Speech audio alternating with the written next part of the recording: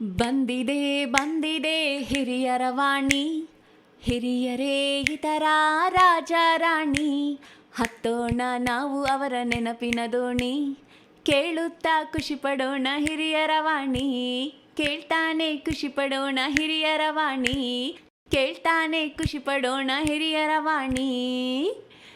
ಇದು ಹಿರಿಯರ ಕತೆ ಹಿರಿಯರ ಜೊತೆ ನಿಮ್ಮ ಹಿರಿಯರ ವಾಣಿಯಲ್ಲಿ. ಕೇಳ್ತಾನೆ ಇರಿ, ಖುಷಿಯಾಗಿರಿ. Hello listeners, this is your RJ Chandana and I welcome you all to Anubhav, a joint project of National Institute of Social Defense, Ministry of Social Justice and Empowerment, Government of India and Media for Community Foundation, implemented by Nightingales Medical Trust. Project conceived by Dr. R. Sridhar, Project Investigator Alok Verma, Coordinators Pooja Murada, Sai Sudha, Kaushalya. Government of India has initiated an elder line toll-free number 14567. Elders or anyone on behalf of elders can call between morning 8 a.m. to 8 p.m. for any questions, queries and support to elderly. Good morning to everybody, and it's a pleasure to be here with among all of you. I think we have been having discussions for the last 2 months to schedule this meeting, and it finally came off in the month of June. And thanks to Usha Prasad, she was painstakingly taking all the efforts to arrange this meeting. And I would like to begin this talk. Before I go into this talk, because I come from Ministry of Ayush and I look at the Central Council for Research in Yoga and Naturopathy. I would like to give you a brief about International Day of Yoga as well. So, you know, this year's theme for International Day of Yoga for Vasudhaiva Kutumbakam.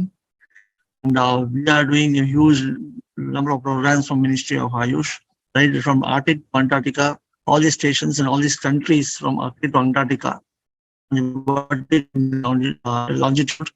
we're going to be doing yoga in different countries, we're going to do yoga in different ports and the country ocean, we're doing yoga in all the villages, health centers, in lakes, rivers, near the ocean, where not, wherever nature is there.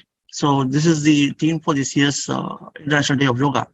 So going to the topic of healthy aging, if you look at WHO or World Health Organization, it says the process of developing, maintaining functional ability that enables well-being at older age. Means if you are having physically fit, if you are mentally fit, it enables you to enjoy your life at old age, being well-being at old age, being happy at old age.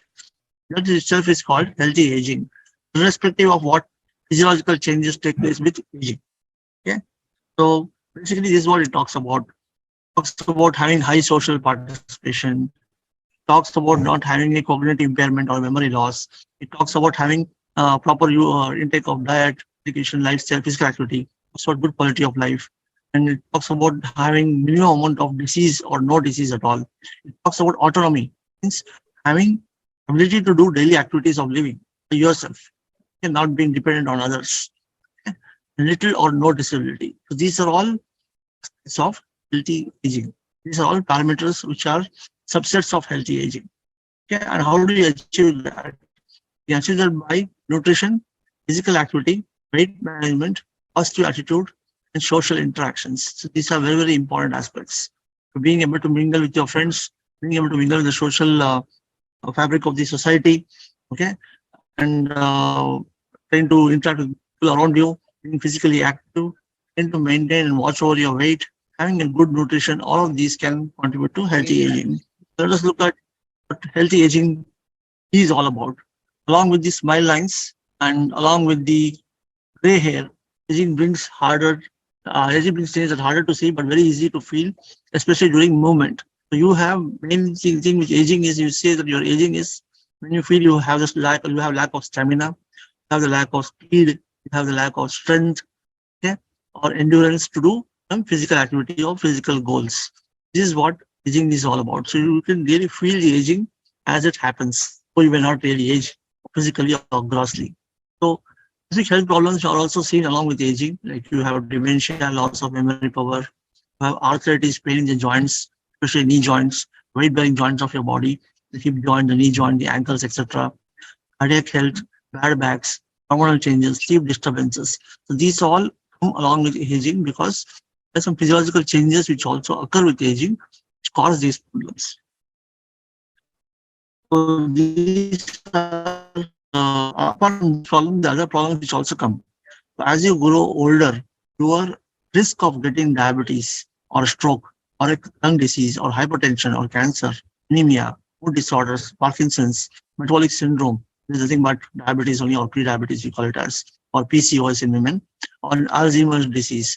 So all these things, the risk of getting these things increases with aging. So aging is a very important risk factor for all these diseases. For example, if you see cancer, median age of having cancer is around 50 plus years in India. Okay? Above 50 years, you can see many of them getting different types of cancers. Below 50 years, the number of cancers are very low, except for tobacco-related cancers. Okay? So what are the problems with the physiology of aging? These are inevitable, happens as you grow old. Also, what if, less said than done, what's important to understand is, though it is inevitable, you can slow down the process of this. For example, you can see muscle wasting is very common in old age. Okay, it's a cause for pain in the joints. You can start preventing muscle pain or preventing sarcopenia or muscle wasting by doing weight training and to increase your muscle bulk. Okay, so this helps in preventing sarcopenia or early aging process. Osteopenia is a common cause for bone and joint pain. There's osteoporosis which is there. You have joint pains which are there, long bone pains which are there, decreased joint flexibility and fluid in the joint as well. So this can be also taken care of by having adequate amount of calcium, vitamin D, etc. Okay, hormone changes happen. You may have hot flashes, you have sleep disorders. Growth hormone is there. In early childhood, the growth hormone levels are very high, and as you keep growing old, the growth hormone levels keep coming down. Apart from the growth hormone is not only involved in developmental growth, but is also involved in sleep. So decrease in growth hormone can also cause loss of sleep. Okay? Arterial stiffness. So the arteries become smooth arteries which are there, which have smooth muscles which are lining the arterial walls, become stiffened and hardened. So they become less elastic, and this can cause hypertension and increase the load on the heart. The lung elasticity also comes down and cause exertional dyspnea. Means when you walk for few furlongs, start getting breathless. So you may have the problem. And loss of gray matter density also happen in your brain, which can cause dementia, cognitive problems, etc. Okay? These are all what is the cognitive problem? Simple as that. You go to a kitchen, you wanted to do something in the kitchen, you went to kitchen, suddenly you forgot what you came there for. Okay, this kind of cognitive impairment usually happens as you grow older, okay? And it becomes more profound when you have a disease called Alzheimer's. So now, when you look at age-related problems, 22 to 33% of the people tend to get diabetes. 80% of them, women especially, have hot flushes. Lung disease are seen up to 16% of the population. Cardiac disease, about 52% of the population. Alzheimer's, 5 to 8%. Arthritis, 22 to 40% or 39%. Insomnia, these disorders of sleep are mostly seen in 32% of the population. All these can be taken care of with yoga. Okay, we'll come to this later on. Okay. So dementia, if you look at, this is a very big problem today. Okay, 50 million people in the world have dementia. There are 10 million new cases every year. As the aging population increases, the number of people with dementia also will increase. Okay. That's how it is. So dementia is something which is a major cause of disability because it does not only deals with the forgetfulness, but also can cause brain debility as well, wherein it's got a profound impact on physical, psychological, social, and economic impact on the community. You will not be able to recognize your family members. You will not be able to recognize your near and dear ones. You will not be able to do any sort of social interaction because you lost the memory itself. Okay, this is a very big problem which happens, especially in old age. Usually seen the later part of the old age, around 70 plus or 80 plus years of age. The kind of dementia, if you see, this dementia can be triggered and can increase if the elderly population is subjected to some amount of stress. There may be some sort of stress in the family, stress with the siblings, or any sort of thing which is causing unhappiness inside them, causing depression inside them, making them socially isolated. These things can decrease cognitive activity without this can lead to abnormal HRV, lead to hypertension, heart disease. This hypertension will lead to decreased blood flow to the brain. And once there's decreased blood flow to the brain, it can lead to increased oxidative stress inside the brain, plus deposition of proteins and amyloid breaks. This can cause inflammation inside the brain, and can cause neurodegeneration. Once this occurs here, then there's nothing much you can do. So you should not prevent, because all these are preventable. You prevent stress, you can decrease, you can improve the blood flow to the brain, you can take care of the inflammation, you can take care of the oxidative stress, proper diet, physical activity, and stress management. So all these things can be prevented. So if you can do something to take care of this, then this neurodegeneration will not set in. Okay. How do you prevent this? Regular exercise, avoid alcohol, smoking, control weight if obese, maintain healthy blood pressure, cholesterol, and blood sugars, healthy diet, manage depression, improve social interaction. All these are important aspects of dementia prevention. So if you see here, as the age progresses, these are all the physiological changes which can occur. Brain volume comes down, gray matter volume comes down, temporal lobe also, it also shrinks in size. Hippocampal volume is responsible for memory and recall memory, short-term memory also shrinks in size. Okay? Decrease in strength and elasticity of the cardiac walls. So the heart is not able to, is a pumping organ, is not able to pump much effectively than before. Okay. Increase brittleness of the bones, decrease in bone mineral density. All these things are happening as you grow old. Okay. Reduce cough strength, means you will not be able to cough throughout the sputum from your lungs. Okay. Reduce ability of the cilia lining, decrease in alveolus elasticity, decrease microbiome diversity, decrease gut motility causing constipation. All these things are problems of the old age. Okay, and this occur with inevitably with old age, but this can also be prevented. How? One is through balanced diet. When we look at this, what is balanced diet? People have doubts about how much amount of water to drink. You need to be adequately hydrated.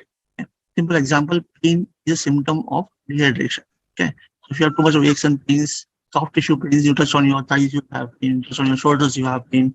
It means you are dehydrated, so you need to drink good amount of water. Okay, you need to take more amount of plant-based foods. It's very, very important. Don't take more of red meat. Don't take fish and other things are okay, allowed. Less of red meat in the old age and more of plant-based diet if you take, because these are easily digestible. 2 portions of fruit a day, 3 portions of vegetables, more of seeds, tubers, and nuts, especially badam. You can take early morning, take 5-6 listings of badam soaked in water. This has got increased amount of tryptophan, which also helps you in sleep. So it's an antioxidant as well as also helps you in sleep. So you take more of yogurt, peas, all these things, less amount of fat, less amount of carbohydrates, no amount of proteins, and sweets and fats in moderation. Okay, so your propensity to take outside foods, try to avoid as much while eating outside. Try to eat more and more inside the home itself. So having a home cooked food is less of preservatives, is more on natural substances is more for you. And having a plant-based diet is always useful. Okay? So when to eat again is a question. Breakfast 8 to 9, lunch 1 to 2, supper or dinner 6:30 to 7:30. Okay, if you are taking it regularly at this point of time, then regular glucose amount of spurt will come down. Increased amount of insulin which goes along with your food intake will also come down and can reduce obesity, can reduce acidity. Okay, you can prevent the glucose spurts from occurring, and this is very useful in maintaining your body weight. If you eat regular food, your body weight can be easily maintained. If you start eating irregularly and if you start eating more frequently, insulin levels will go up, fat will also go up, your obesity will also come. What to eat? Have plant-based diets mostly. Avoid caffeine and tea in the evening, because this can already people suffer from lack of sleep, especially in old age. And if you start taking caffeine or tea in the evening, this is going to cause more problems. So you should take milk, turmeric, or something of that sort. You can take in the night. Warm milk with turmeric is very soothing, which can help you to. Yeah. So again, doing yoga is also very, very important. Physical activity is also very, very important. Especially yoga can be done. People say I have joint pain, I can't do yoga. Do it on a chair. Simple as that. Okay. If you look at physical activity recommendations, as far as this is concerned, to walking, we need to have 150 minutes of moderate intensity physical activity per week. Okay, what is moderate intensity means? In doing a household task, walking to the grocery store, okay, mowing the lawn, doing yoga. Any regular being physically active around the house itself is moderate physical activity. Okay. Then to work on muscles, you work on quadriceps, you work on hamstrings, you work on abdominal muscles, on back, you work on shoulder girdle muscles, so that this can prevent your back and neck pain. as well as your knee pains. Okay? So all these things, if you can do, increase muscle strength, moderate physical activity, it can prevent aches and pains, falls. It can improve the mobility and reduce stiffness in joints. This is what you need to really do to be more mobile. Okay, this is what can be done using these activity recommendations. So if you look at this, there's a big religious activities. The religious activities also difficult to do at old age. Some people do even running also. People can go and play badminton inside a club. Some people can start by climbing these stairs, swimming. You can do cycling. You can do walking. You can do all these things are there. Very important aspect for you is to understand is try to sit less because you sit or you have a very good nice couch or a sofa to sit. You try to sit more of time reading newspapers, reading novels or books, then watching the movies, etc. Sitting for more than 6 hours a day is dangerous. It's as good as smoking. You try to break up the sitting time as much as possible. Try to be mobile. Okay? Try to do something or other. This is very, very important. If you're sitting, try to see that you don't sit for more than 20 minutes at a stretch. You make a break the monotony of sitting there, because sitting can also vasostasis, can cause the decreased blood circulation, and it increases the load on the heart. The venous return is not effective. So if you can walk around in between every 20 minutes is very useful. Why these things are important is because they're shown that if you're physically active, you can reduce diabetes by 40%, reduce getting the cardiovascular disease by 35%, reduce false depression and dementia by 30%, reduce joint and back pain by 25%, and cancers by 20% as well, being physically active. So this is very, very important aspect which one should do be stay healthy in old age. Okay. Yoga, many types of yoga. Yeah, you can go to many yoga schools and start learning yoga. Yoga should be only on the floor. Not a this thing that should be on the floor. You can do it on chair as well. And if you go to the Ministry of Ayush website, you have the Y break or yoga break it's called, which is done on a chair. It's chair yoga. It's a 5-minute Y break it's called. Please look at the particular Y break. The video is already available on YouTube. Y break video, 5 minutes of Ministry of Ayush. And it's all done on the chair. You can use that and practice it at any time of the day. Okay? This is very useful and it helps in keeping your joints agile. You see yoga, it improves strength, endurance, stamina, flexibility, and balance, improves cardiac function, normalizes BP, reduces facial resistance, increases bladder reflex sensitivity, reduces growth hormone decline. Reduces growth hormone decline, balances androgens and reproductive hormones, and reduces depression. In brain, increases neural plasticity, improves cognitive function, memory, attention, increases pain. Okay, these are a lot of function. Benefits as they start doing yoga, taking up yoga, the elderly population, and this I think more and more people take this. It will be very useful. In case you are required to have to do yoga, we would probably even do an unsolicited online yoga program from CCRN at any point of the time. If you let us know when you want to start doing it, we can schedule the classes for you online. You can join, and we'll have instructors here who can teach you in your yoga in conference of your home. Okay? Yoga intervention is going to cognitive function, reduce depression, and improve quality of life in people. So if you want to stay healthy, you need to take care of that. You need to take care that you don't have diseases or you don't get affected with these diseases. You need to be more happy and cheerful in the long run. So if you want to do that, you need to stay happy. If you want to reduce your stress, then this is going to really help you to stay healthy and have a healthy aging as well. So this can also is also known to increase lifespan of people as well. So this I would like to end my talk, and I would like to take more questions from you so that it will be more beneficial for you in the long run. If you have any questions, please go ahead.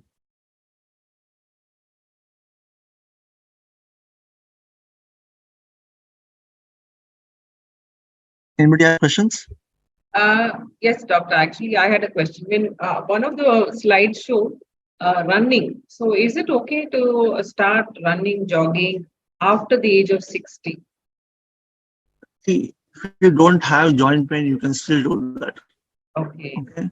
So more than a jogging or running, you always start off. This is all done in incremental stages. It's not done first day only. Don't go and start running. It's going to cause more problems with your hamstrings and quadriceps. Will have spasm and other things. So what you do is you start walking first. And after walking for 20 minutes, then you start doing brisk walking. Okay. Then you start brisk walking. Later on, you start doing running. It should be done in a gradual stages. Okay. So vigorous running, what you do, to run for 5 minutes, stop, relax, rest, allow the heart rate to come down. Okay. Once it comes down, again you walk around for that time. Water rate has come down, breath rate has come down, you feel relaxed, then do one more bout of running. Okay. That you need to do in incremental stages, which is good for your effort. Don't overstrain much. You should be doing it in incremental stages. Overdone, you should not overdo it, or you should not underdo it also. Thank you, doctor. One more thing is osteopenia. Can you just stress on that? Is it the joint pain? And if so, Osteopenia is why does where it occur? Or now, what is osteopenia it? means the bone which is there. Bone has to have mineralization, calcium deposition should come in the bone to be harder. As you grow older, when your vitamin D deficiency is there, calcium deficiency is there, and what happens here is the bone, as you grow older, the osteoblast formation is coming down, osteoclast formation increases. The bone which keeps on reducing in density. Okay, the bone keeps on reducing in density, and this reduction in density of the bone make the bone very fragile and brittle, lead to fractures. What you should do is keep the bone healthy. For bone health, walking is very useful, exercise is very useful. Along with walking and exercise, nutrition is also important. Okay, vitamin D levels are very important, and this has to be taken. Vitamin D, vitamin B12 levels are very important.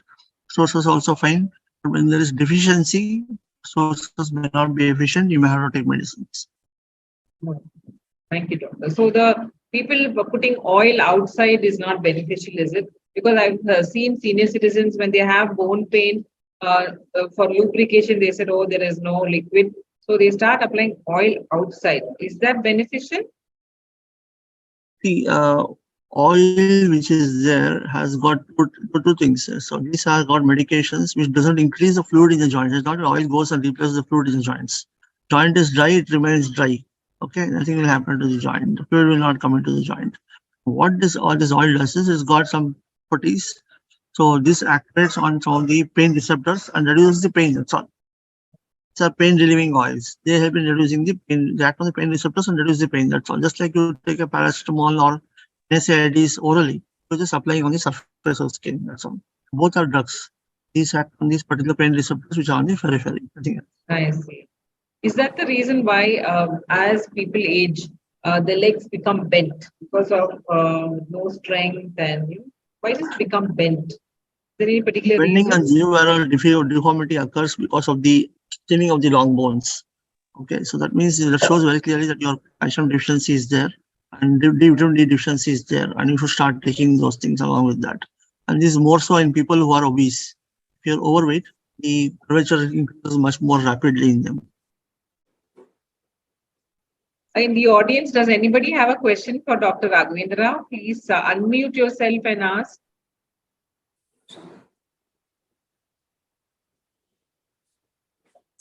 I am Jayalakshmi. I would like to talk to you, and I want to ask you this body massage. For example, in Kottakkal and also they do it. Don't you think it is effective? It is effective, ma'am. Once in a month? Massage is quite effective because massage helps in mobilizing all the tissues and helps in strengthening the muscles. Okay, and this is very good because it also helps in mobilizing the fat as well and increases circulation to the tissues, which is not there. Okay. Once in a month, this is like a passive exercise. Okay. Body is not exercising, you're asking somebody else to exercise your body. Similar to a passive exercise, you're doing a massage there, nothing else. Rubbing all the muscles, doing deep tissue massage, manipulation, etc. This is quite good. It helps in keeping your body fit and healthy, no doubt. And it helps in relaxes the aches and pains, etc., which is in the body. Okay. See what happens, I'll tell you, as you grow older, fat which is inside the body will start infiltrating the muscles. Okay. The muscle is so big, thick. It is not filled up only with muscles here, but it's also with fat. Fat goes in between the muscle fibers. Slowly, the fat will overtake and replace the muscle tissue. Okay. And that's when your muscle becomes thin and it will have a problem, joint pains, aches, and all are increasing.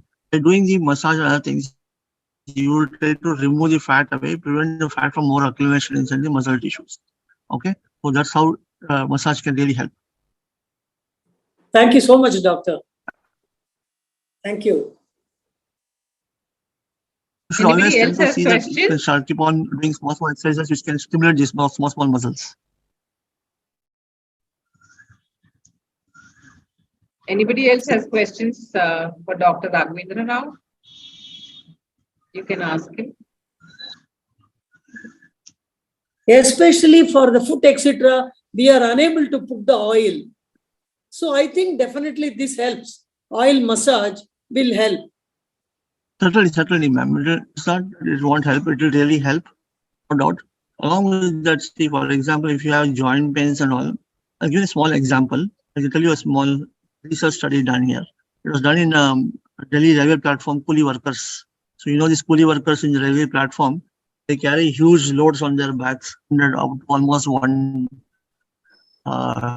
kgs to 200 kgs sometimes, you know, the railway station platforms.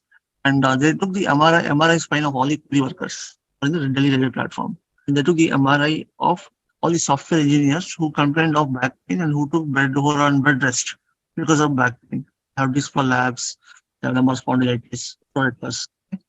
What they saw surprisingly was the software professionals were sitting and doing the desk job, not physically active. They were sedentary lifestyle. These people, the amount of damage they had was only 5% of the damage the people had, which coolie workers had. Coolie workers' damage spine was much more than the software professionals. But coolie workers didn't have any pain. They had no pain, no problem at all. The muscles were very strong. They were able to take care of the body weight. They were able to take care of the load on the joints, and they had no problem. This goes on to show that if you are able to maintain the muscle mass, if you are able to maintain the muscle strength, okay, and do small exercises. You should do weight training also, is very important, not just walking. So if you have to strengthen, if you strengthen your thighs, to strengthen your calf muscles, strengthen your lower back, strengthen the abdominal muscles, strengthen the shoulders. These are major muscle groups, and if you start strengthening them, you will not have any ache and pains at all. Okay, simple exercises are there which can be done. You can just do the plank exercises, do Bhujangasana, and do quadricep exercises, strengthen your quadricep and hamstring muscles. Simple exercises which can be done sitting and as well as lying down, as well as in standing position. You can do those things, simple as those. That will be really helpful to prevent all these aches, pains, and all. They are much better than your massage. Massage gives you a lot of relaxation, no doubt. But this is the main thing which has to be done. In the Nightingale, we are the members, and we used to do yoga every day, one hour. After this COVID, for 3 hours, we stopped sitting on the ground, lying down on the ground. Now getting up from the ground is a problem. I am 70 plus. It will be a problem for me, doctor. So I sit on the sitting on the chair and do the yoga, madam. You can do the chair itself. Yes. Yeah, chair. Please just sit on the chair and do the yoga. See, the problem here is when you have knee joint arthritis, when you have severe arthritis of the knee joint and knee pains and all, when you're sitting and getting up, you're putting 6 times the body weight load on your joint. 6 times the body weight load. Okay? You're getting up. So that will cause more problems. So rather than that, if you want to get up, get up slowly. Straight on one part of the body, on the knee, and slowly get up. One knee on the other, fold the leg and get up. Don't get up suddenly. So if you want to sit and do also, you do it very slowly. And okay, that's how you should do. Because once the pain comes, degeneration, damage has happened. It is a continuous process, and only thing you can reduce is by giving adequate rest there. Okay. But Dhanurasana and these kind of asanas, we are unable to do it now, sir. No, you don't need to do Dhanurasana. Why you want to do Dhanurasana? Do Bhujangasana. Bhujangasana also, we can do it in the bed, no problem. On the cot. Yes. Yeah. Cot Do Bhujangasana, Bhujangasana, whatever you want to do it. Not a problem. I have walk 1 hour every day in the morning. And the simple thing is what I say is also, simple thing I say to people is going and walking 1 day in the morning is fine, no problem.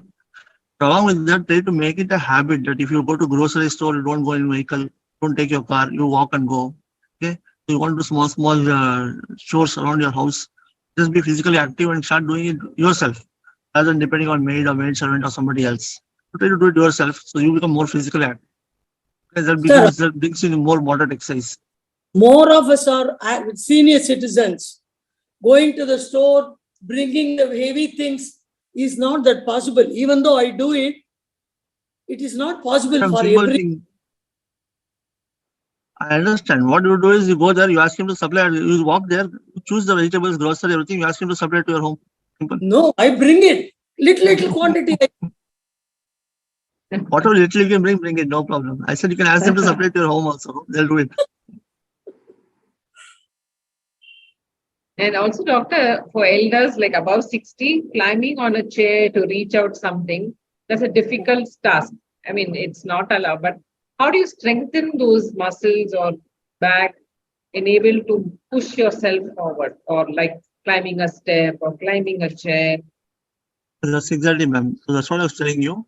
You have to support your axial skeleton. Axial skeleton means your spine and your hip joint, your knee joint, etc. If you can if you can start working on those muscle groups slowly, gradually, then your Okay. ability to get up from the chair or climb the stairs becomes much easier.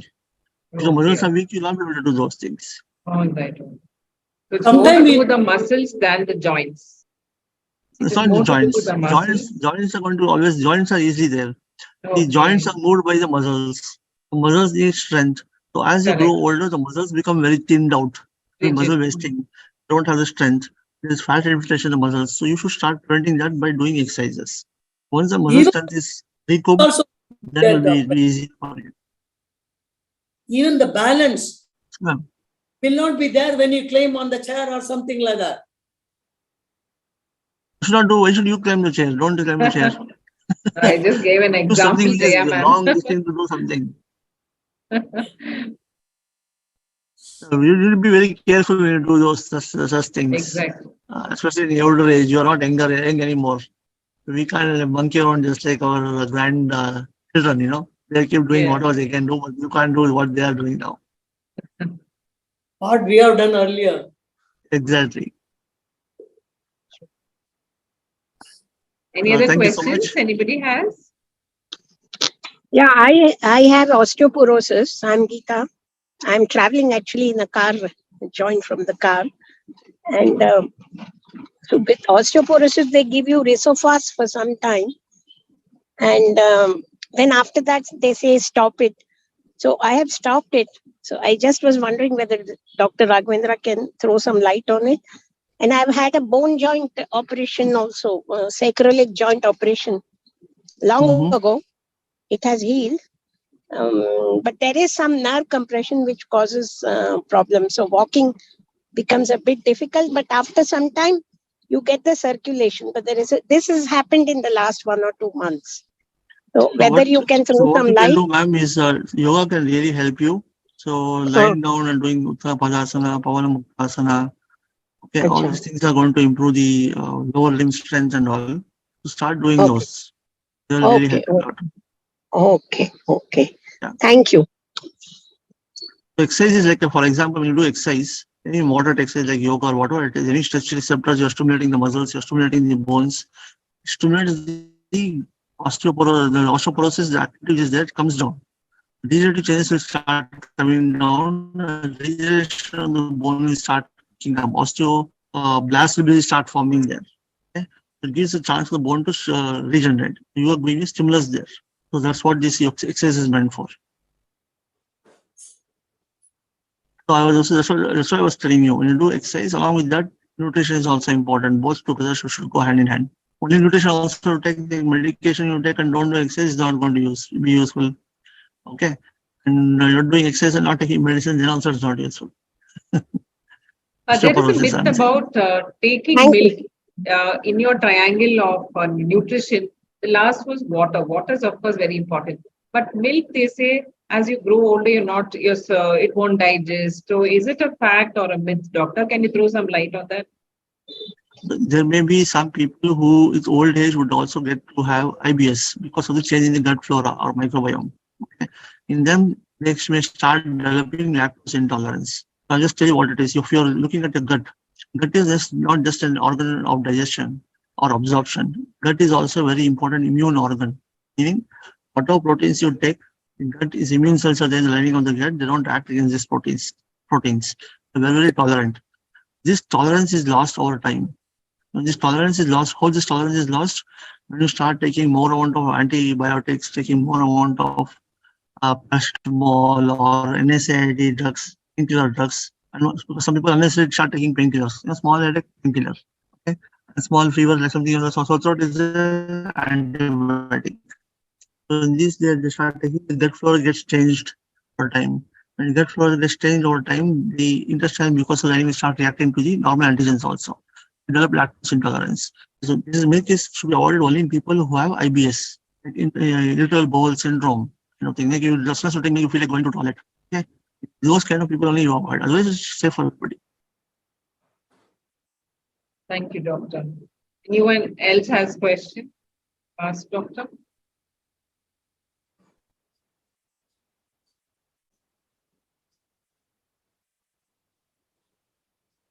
I think that's Okay. it. Thank you. Usha ma'am, we can't hear you. Can you unmute and speak? Mr. Ramchandra, are you there? Ramchandra sir? Ramu sir? No, he's come in and gone out a couple of times. So at the moment, he is not logged in, ma'am. Can those people who are here, can they switch on their video so we can take one screenshot?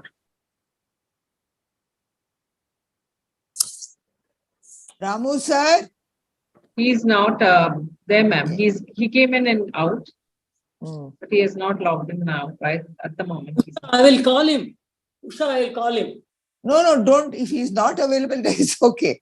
He came. No, he came in. He came and he keeps coming. I think the 4 times he's come in and logged out. If he is not there. So we are coming up with a very big center, just to announce you. Coming up with a very big center, Yoga and Expertise Institution in a place called Nagamangala. It's on the way to Melkote. Okay. It's 120 kilometers away from Bangalore. It's a 200-bed Yoga and Expertise hospital, going to be shortly inaugurated by our PM or somebody. And welcome all of you to come and experience that place. It's from Ministry, the central government's institution, and people can come and take treatment there. That will be nice if you can share the link with Usha ma'am. Usha ma'am will share it with all of us, and we'll definitely we'll come send you and the details. Sure. Chikarmane sir, can you propose the vote of thanks? unmute yourself, sir. Unmute and then speak. Yes. Can you hear me now? Yes, Yeah. sir. Yeah. Yeah. Dr. Raghavendra has explained to us the benefit of doing yoga to overcome the problems faced by the people who are aging, and kind of problems which we face physically or even mentally, how they can be overcome by doing asanas, which are, in fact, the yoga is a part of the Ashtanga Yoga. No, Patanjali's Ashtanga Yoga is really a science by itself. It covers the entire gamut from physiological function to mental level, even not only asanas, but even pranayama, and then even to dhyana and samadhi, etc. So let us, and it was our Prime Minister was really has done a remarkable thing by taking this, by persuading United Nations to declare one of the days as International Day of Yoga. So our ancient system of Patanjali's yoga system has reached the global level, and it is for us to take advantage of it and do our own might to have a healthy aging. So it was, I thank Dr. Raghavendra to have explained to us all the benefits of yoga. Thank you very much, Raghavendra. Thank you, Doctor. On behalf of Nightingales Medical Thank you so much, Trust, sir. Namaskar. we would like to thank Dr. Raghavendra Rao for spending such a wonderful morning with us and explaining about aging healthily and so much in details about what causes and how you can rectify it in simple terms so that all of us can understand. And thank you for your wonderful explanation.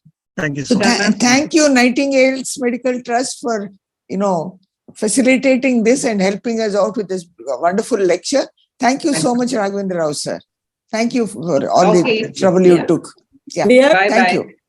Bye-bye. See you all next month. Yeah. See you all. See you all next month. Usha is taking so much trouble in arranging such programs. Yes. Thank you. Usha. Yes, Usha. Thank you so much. Thank you. Bye-bye. Usha and Sir. Thank you. Thank you. Very nice. Thank you. Bye-bye. It was Thank nice you very hearing much. Thank you so much. Thank you. Thank you, doctor. Everyone left.